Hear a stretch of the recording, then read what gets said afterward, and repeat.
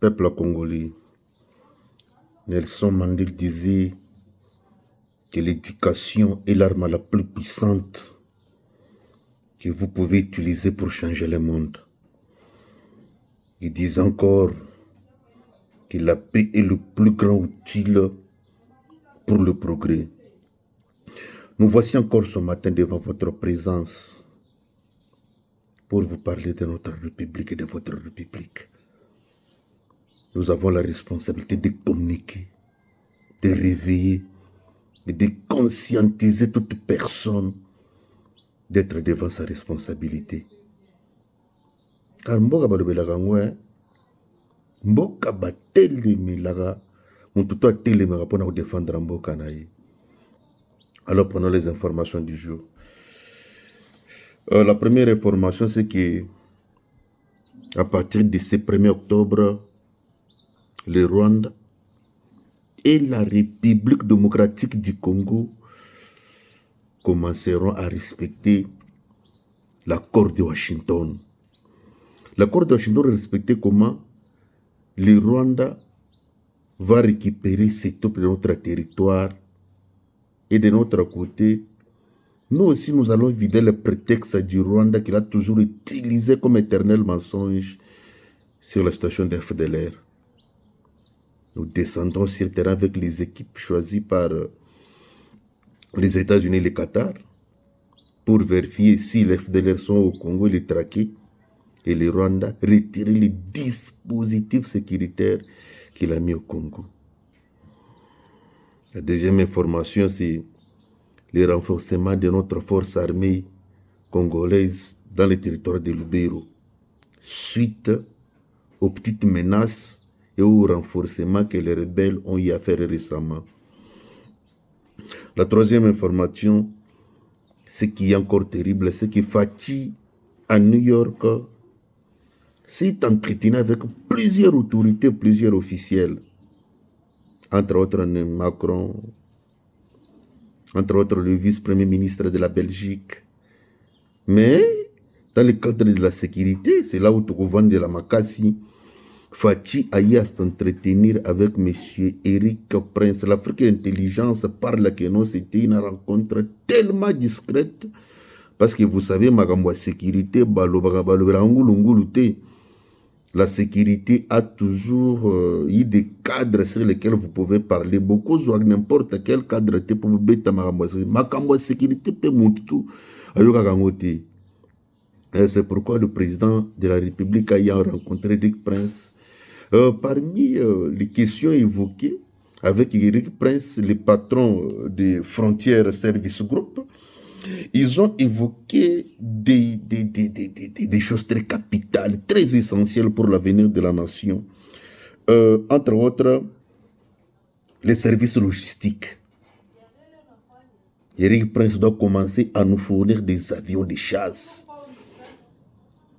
Tout ce que l'armée a besoin. Oui, on a vécu des scènes ici où on a donné les moyens aux officiers pour leur acheter des matériels pour l'armée et les gens sont partis acheter les matériels d'occasion.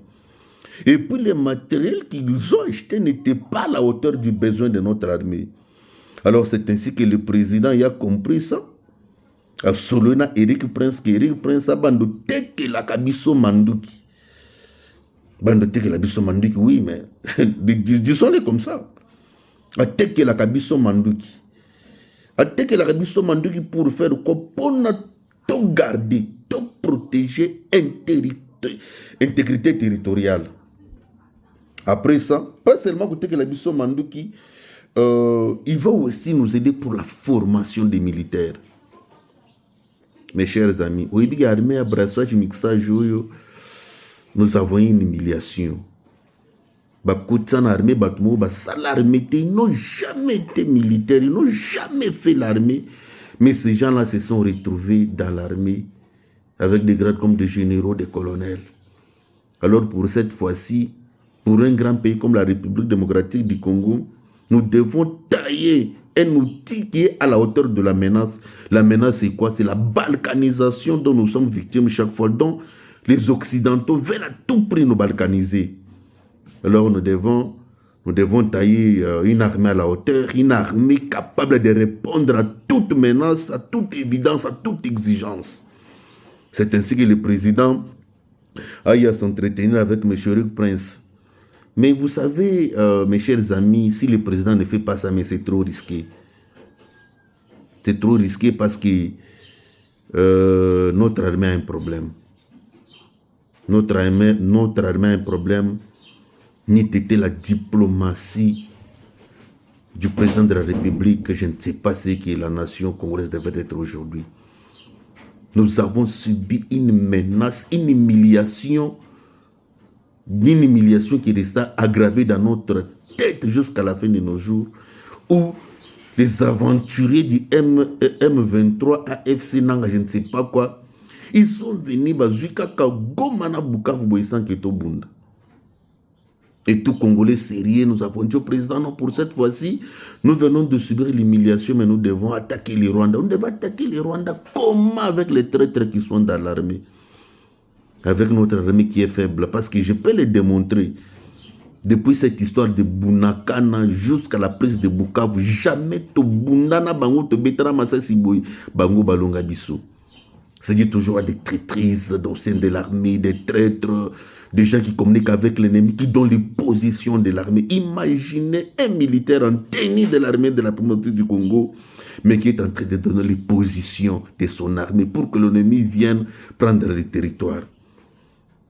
C'est ainsi que le président y a compris cette menace. Il a dit, mais qu'est-ce que nous devons faire? Nous devons utiliser la diplomatie. La diplomatie, certainement, donné les résultats. Et la diplomatie du chef de l'État nous a aidés pour stopper d'abord. Pour stopper ces aventuriers rwandais qui progressaient en vitesse pour venir, qui menaçaient de prendre même les grands Katanga, de prendre la province de Kisangani. L'esprit du président nous a aidés à stopper. Mais à ce niveau, ce n'est plus seulement la diplomatie. À ce niveau, nous devons travailler sur le terrain. Même si des fois je ne suis pas d'accord avec le vice-premier ministre de la Défense, mais il y a certains points où je suis d'accord avec lui, mais certains je ne partage pas les mêmes points de vue. Je suis d'accord sur sa mobilité, comment il se déplace, il est dans des camps de formation, mais oui, mais le plus grand problème qui se pose, c'est que c'est la philosophie. La philosophie, notre politique de la défense, notre doctrine sur la défense qu'il communique avec les pratiquants, ceux qui sont engagés sur la cause de la nation. C'est un peu ça. À ce niveau, le vice-premier ministre de la Défense devait communiquer, devait entrer dans une synergie pour que l'armée puisse entrer dans une autre phase de reconstruction pour faire face à la menace. On ne peut pas seulement rester focalisé dans la diplomatie, mais nous devons tailler aussi notre armée, former des unités d'élite. Monsieur le ministre de la Défense, c'est votre responsabilité. Le président a fait vraiment son travail qu'il fallait, parce qu'il fallait que toute telle sa diplomatie et bundela biso et telle sa banguna balingi baya gozo bamboga misusu, mais ils sont aujourd'hui quand même stationnés, arrêtés, ils ne savent pas avancer. Si quoi à ce niveau, il faut que l'armée compte en cadence avec des opérations de ciblage. Mais oui. Une autre information, c'est que le FARDC a réussi à détruire les drones, à capturer. Mais la plus grande information, notre force armée a réussi à détruire les systèmes anti-aériens des rebelles du M23, AFC, autre chose là, à Zanzibira, aux alentours de Zanzibira du Reich. Mes chers amis, mais vous ne savez pas. Vous savez, il y a certaines informations, surtout les informations de la sécurité, on ne peut pas donner ça avec légèreté et négligence comme les gens les donnent. Vous savez, pour arriver à abattre, à détruire, à anéantir, à neutraliser un dispositif anti-aérien, mes chers amis, vous savez, ça coûte d'abord combien? D'abord, les dispositifs anti-aériens, c'est quoi? Parce que les gens parlent là trop sur quoi le dispositif anti-aérien. Un dispositif anti-aérien est un ensemble de moyens militaires visant à détruire ou à neutraliser les aéronefs. à défendre un espace aérien contre les attaques aériennes, y compris des systèmes de détection, des ciblages tels que radars de moins, ainsi de suite. Mais pour arriver à détruire tout ça, mais vous devez tailler votre tuile. Vous devez avoir des outils appropriés pour abattre des dispositifs. Ça coûte des millions. Ce sont des armes qui coûtent énormément lourdes. On nous signale que non, notre attente d'antenne est finie. Je sais que dans les temps à venir, nous reviendrons avec... nous allons continuer avec notre élément. Cultivons l'amour dans nos cœurs.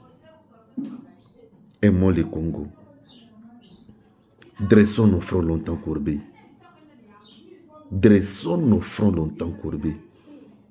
Que Dieu bénisse le Congo.